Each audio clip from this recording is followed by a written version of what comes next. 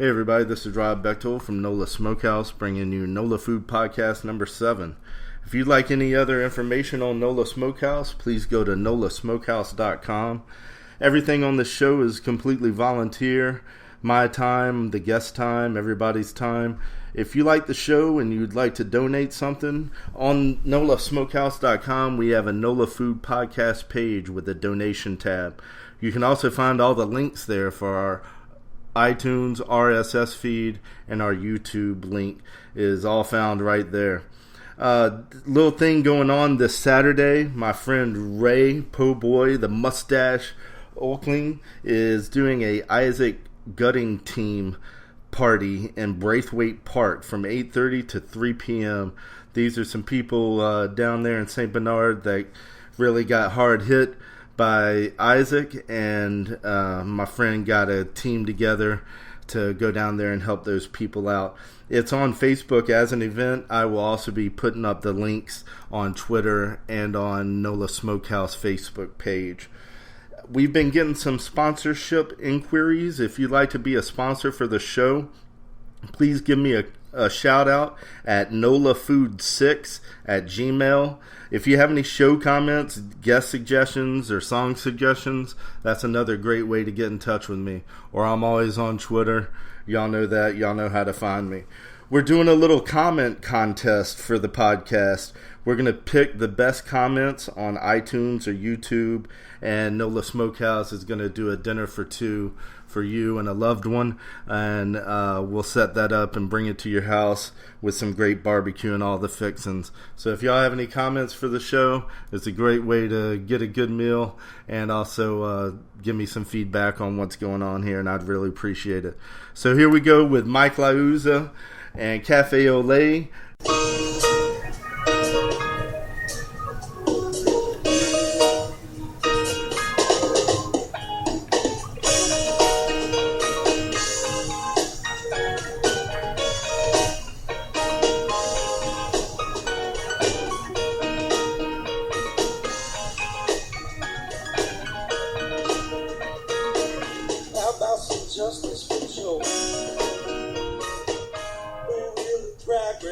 Nowhere else. And they said, is New Orleans really worth rebuilding? When I heard that, I was like, oh my God. I couldn't imagine the United States without a New Orleans. You know, you need it's different. It's different from anywhere else I've been so far. You need something, some greasy out there, some soul, some funk. Now, Philadelphia is pretty cool. I've never been. They're pretty smart ass, and they got a cocky pride about them in their culture. Right. So they I like Philly. Right. I like Philly, but it's not home. Yeah. That's not home. Yeah, it ain't home. Well, let me go ahead and introduce everybody. We got Michael Liuzza here. We've already started. We're just kind of talking BSing. We're going to be talking some NOLA food. And we have John Paul is also going to be with us, and he might pop in here and there. So, Michael, tell us a little bit about where you come from and what got you started in the city. Peace and love, everybody. I was Rob. I was born on the West Bank in Marrero at West Jeff Hospital. Marrero. Yeah. My mom was born and raised in Algiers, and my dad was raised in the Quarter, and they met performing on Bourbon Street. My mom was at the 544 and my dad was at the Bourbon Street Blues Company, and they had like a fight in my mom's band, and she kind of quit the band and crossed the street and joined the house band at the Bourbon Street Blues Company. Was she a singer? She was a singer, okay. And my dad was playing piano. Oh, all right. So that's how they met, and they raised me and my two sisters on the West Bank. I went to Immaculate Conception for grade school, and then I went to Shaw for high school. So we had our Catholic League rivalries, around the city. Shaw always kicked ass in football. I remember that. So. It was a lot of fun to be a part of that program. I tell you what, I learned a lot. And I had one coach in particular, Mike Biamonte. He was a Holy Cross graduate, and his father was a Holy Cross graduate. And they were so prideful about their school, but it shows you how a local man could keep it in the culture. He got a job with Shaw, worked under Coach Hank. We had a great program, and you help the kids in the Catholic League no matter how you can, no matter where you're from. So I appreciated that with the Archdiocese and with him. Then I went to LSU, so I stayed in state for school. That was my older sister went to LSU too. and so it was kind of going to be kept in the family. I had fun over there. I did a little music, but I ended up graduating in communications, and kind of a little nervous about music, so to speak, especially in our hometown, where you can walk just like, for example, Monday night I'm playing at Lucky's with the Scordatora String Band on St. Charles.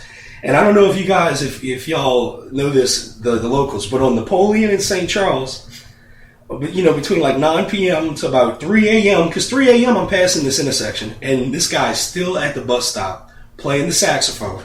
He's playing the saxophone steady. I don't know his name. Tall, slim, black guy. Looks young, maybe mid-20s. Right. He's playing the saxophone from 9 p.m. to 3 a.m. And, you know this guy ain't living a steady lifestyle. So, when you see talent and ability, even at the hobo level of the corner guy asking for money, this is not a city to walk around as a musicality and think you're going to be living easy. Sure. This is... And I got to tell you, man, I have a passion for food, and that comes with growing up around here. Your life passion and your emotions. Even something as macabre as a funeral situation with a family down here. Our funerals had the best food you could ever talk about. Right. So in celebration and mourning, we eat heavily, and we sing heavily. So it's not a culture to tread passively when it comes to those kind of careers, right, or destiny careers, when it's in your blood and you try to take the torch. That's and people do not mind telling you exactly how they feel about it either. They I had a guy tell me the other day I had some Brunswick stew on my menu at Avenue Pub, and he had no problem saying, "Hey, it was a little salty for my taste." They'll let you know quick. And you know what? I said thank you. Because I checked my batch, I was able to adjust it, and everybody else got the right thing. It kind of harms your personality here. Yeah, I mean, you better have a tough hide if you're going to put something, and food's a part of your soul, music's a part of your soul, art, the whole New Orleans culture is just. Rob, what's your favorite food of all time? Favorite food all time is sushi. Sushi? Yeah. Because it's just at its purest level? Well, I'm just really into those flavors. I really like the clean flavors. I like I like a lot of Asian flavors. I like the spices. Sooner or later, I want to get over to Asia. Thoughts become things, and one day it'll be done. You've done a lot of traveling, you were saying. Yeah. My rhythm guitarist, Andrew Davis, in the band Cafe Ole, he spent last summer in Tokyo learning the culture. He did the Rosetta Stone thing and actually picked up a lot of good Japanese before he jumped on a plane. And I believe Papa Grove's band, Yamagishi, he's a Japanese as well. So they got some Japanese culture going down in New Orleans right now. Yeah. Especially with the music. Now, I can relate. I love sushi, but my father's a Sicilian side and my mother's Creole French. And for me, my favorite foods go to Italian, I think. I love meatballs. Oh, man, a meat and cheese lasagna. Sauce and meat. Meat. And you know what? I love pork. Sure. I love the look of your website, man. I love that pig they got on that website when I checked it out. NOLASmokehouse.com. That was cool. Yeah. We now I love barbecue, but if I was going to go out to eat, barbecue is a labor of love. Barbecue's 16 hours, and it's something that I've been able to perfect over time, and that's something, a lot of men say that they, perfect this or they perfect that, but the only way you do it is do it 100,000 times and make those mistakes and burn a couple of butts here and there. And I'm sure it's the same way with guitar or any. I was reading on your website that you play, numerous instruments, but it all comes down to the hours that you put in and the love that you put in, and it's not getting anybody rich. It's something that motivates you, and it's the fire in your ass and the passion that you wake up to every morning. I think you could taste that in the chefs that put their passion in their cooking. Yeah. And I think you can feel it in music as well, no question. The culinary art is truly an art of passion, and it shows to do a podcast and to be able to put yourself in an outlet to know that you will be heard if witnessed. Right. It's pretty awesome. You said you went over to Ireland. Right? What kind of food they have in Ireland? First and foremost, let me tell you that the natives, the true natives of Ireland, are welcoming, are loving, hospitable. They're giving, they're passionate, they're emotional. They will remind you of a New Orleanian. All right, and I'd say Ireland because we can right here in New Orleans we could drive 4 hours west, make it to Houston, and there are more people in the city of Houston than there are in the entire country of Ireland, where in less than 125 miles you could touch Dublin all the way to the west coast, to the Atlantic Ocean. Especially after let's say post 1849 during the potato famine, which was such an integral part of Ireland that has affected us. We have Irish in our blood because of that situation. The countless Irish families that tried to make it to America. When I landed in Dublin, it was at a moment in my life where I was making a choice to leave the day-to-day working society of employment outside of music. It was the cliff. And a lot of artists, they have this familiar moment. It's a moment where you don't go back, you don't turn back. That commitment opens up a new destiny. But for me, diving off the cliff was going to Ireland. I spent 3 months there. I had my cousin John Paul trying to book gigs while we were there. There were times meeting musicians on the street, meeting artists on the street, becoming truly a bohemian of sorts of the country of Ireland. I fell so madly in love with it in the summer of 2009 that it's a part of me forever. Even now we're talking about in 2013 some small gigs, moving out to Paris, moving into London. We have to see Dublin. It's what you touch before you jump in Europe as an artist. So a lot of people don't realize, like the Beatles, who start out, at the Cove in Liverpool, you're just a ferry ride away from Dublin. Dublin is your first little branch out. This city is touched. It blew my mind, the familiarity, and it didn't hurt that it was the 250th anniversary of Arthur Guinness while we were there. So I'm drinking a Guinness at the pub on the 250th anniversary. Wow. In a city in Dublin where the natives have free water because Guinness got in trouble, hundreds of years ago for what they were dumping into the River Liffey. So they said, well, hey, free water bill for everybody then until further notice. So everybody gets free water, so everyone's drinking. And at least you stay hydrated. Right. That's awesome. As far as food, man, they're heavy in potatoes. Yeah. I ate an Irish breakfast.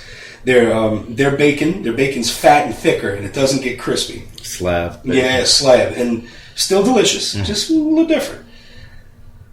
Eggs, a lot of egg action. A lot of, any kind of way you could do a potato, which would remind you of home. I'm kind of a French fry lover. I'm a fanatic of certain French fries, especially here at home. If you ask 10 locals about places to eat, you're going to get 10 different answers in New Orleans. Well, in Ireland, it's kind of familiar, but they have their original go-to items.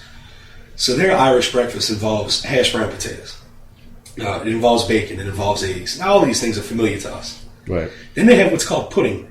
And the pudding, how would you explain that?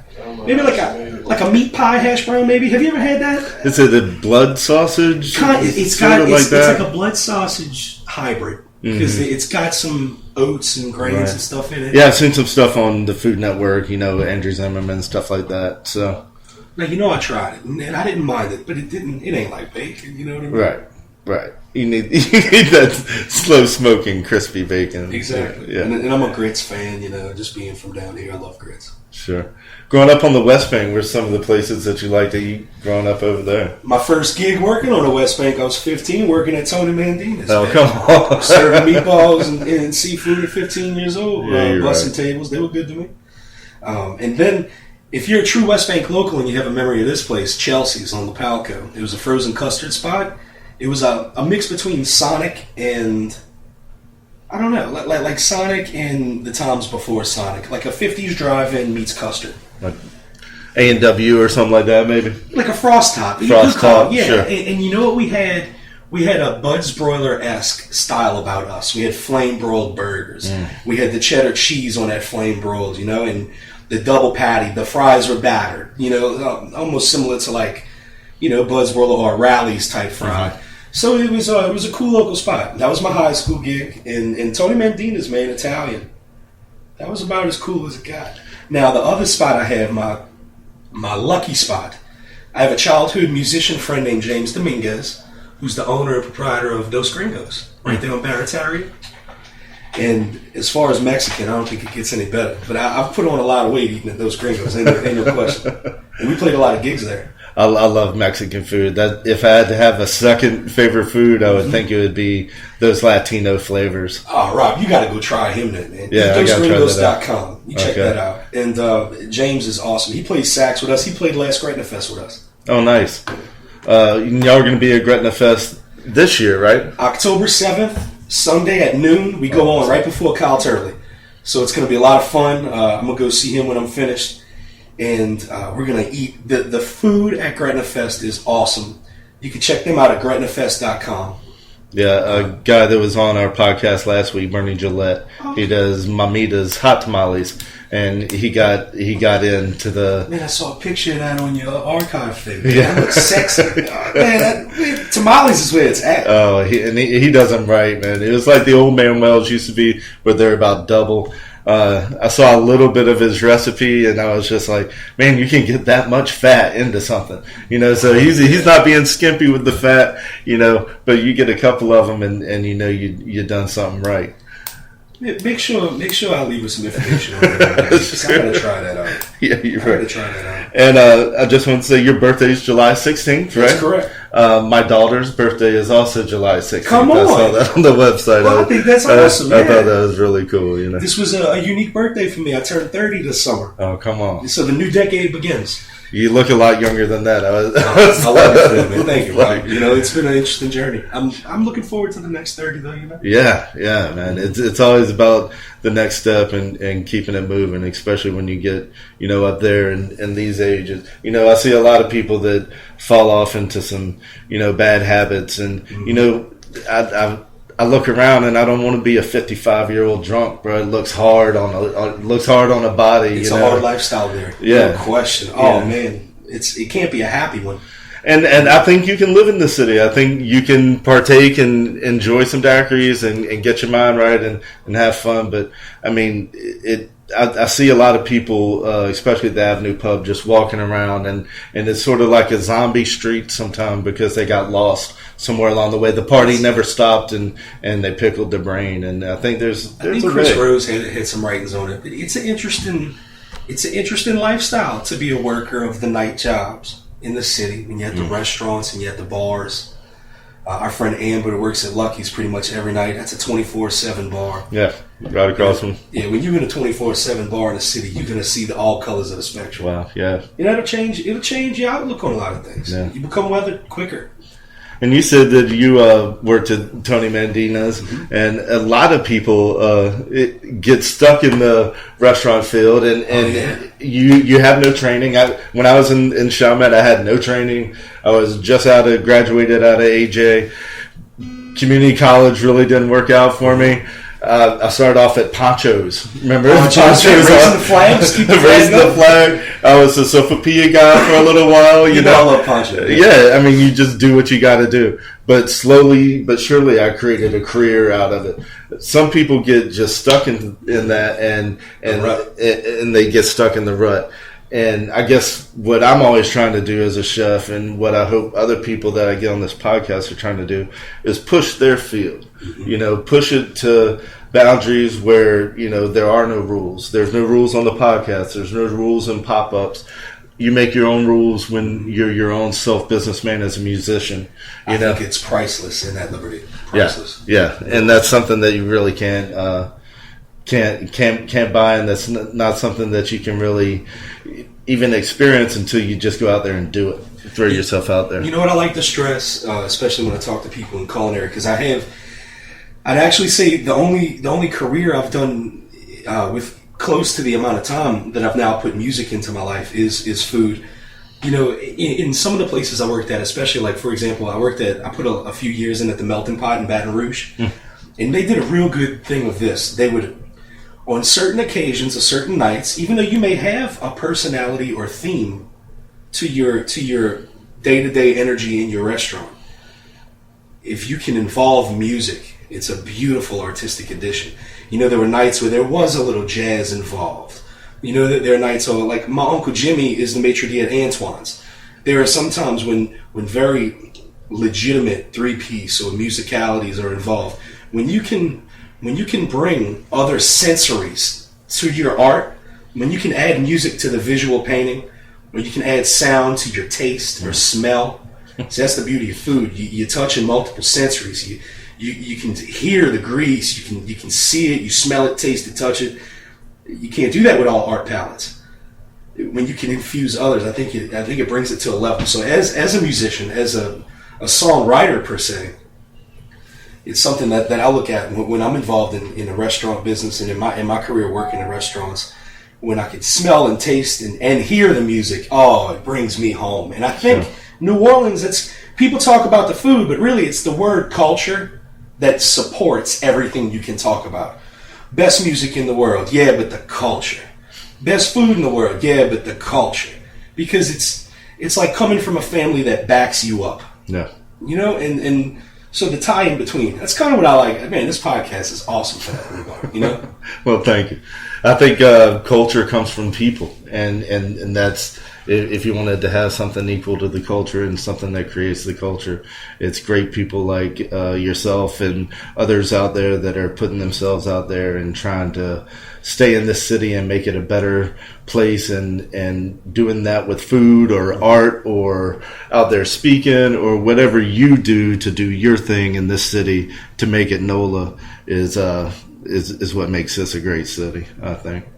So I see you have your guitar with you. It's very exciting. I'm not sure if you have something in mind that you'd like to share with us, but I definitely wanted to play something for you guys, especially we could put it down into the waves. You know, so whoever hears this, it might be something they like. Awesome. I got a song called For No Reason, and I'll do it today, you know, especially in honor of NOLA Smokehouse, NOLA Food Podcast. Thanks, you guys.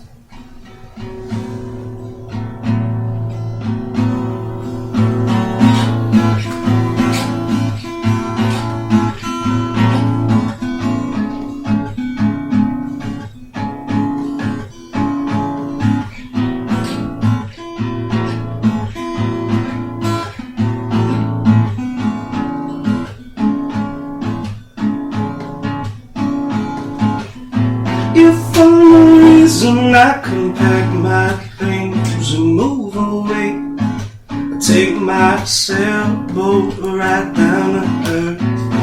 For no reason I could light up a fire and stay awake. I live in the church and realize my worth plays right. It's been a while since we sailed through the night and stayed up past the sunrise. A beach light, that piece of the right life, future should keep moon on a smile bright. Yeah, yeah. Ooh.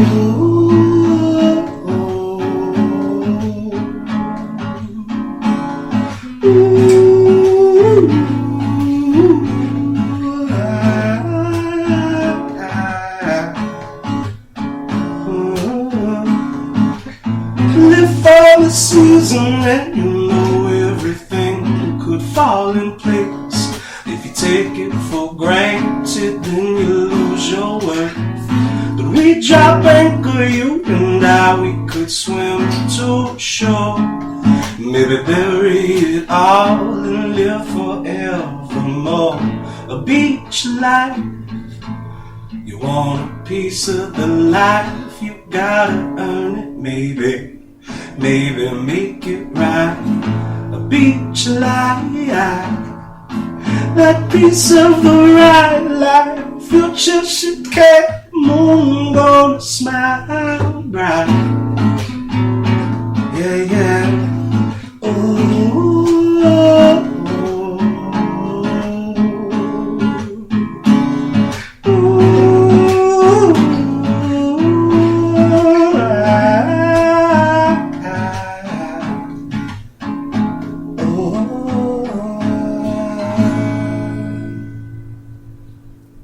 wow.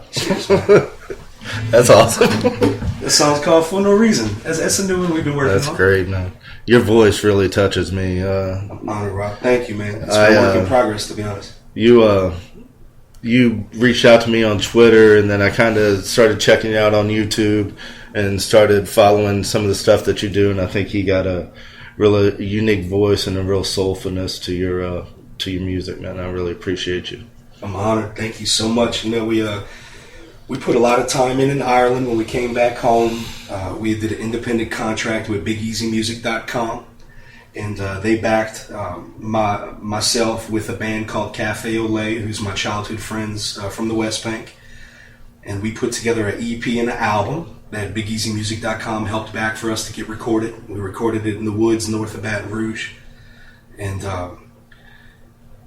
once we got that art down, you know, the goal had been set straight when the life choice was made to create and record original art. Goal 1. Promote globally. Goal 2. And truth be told, with a radio wave, you go on existential. I mean, you know what I mean? We're putting it out there, and that's the whole point. And there's no greater achievement past that. In other words, it's really just grunt work to the end. How much can we quality get down, and how much can we quantity promote? Right. And that's it. So that there's no end result. There's no dollar sign that's going to bring peace. That, you know, money will not buy happiness on this endeavor. You know, the lack of funds that bring struggle and independence is also the liberties that we take so dear. You know, for example, I also, when I record, if I have a writing that I want to put down, I cannot get my emotional connection to that art if it is being controlled how it's being written. But not only how it's being written or how it gets released. There are certain words that I'm going to need in songs I write the reason I do it with my life is for that reason. So it can't be denied, you know.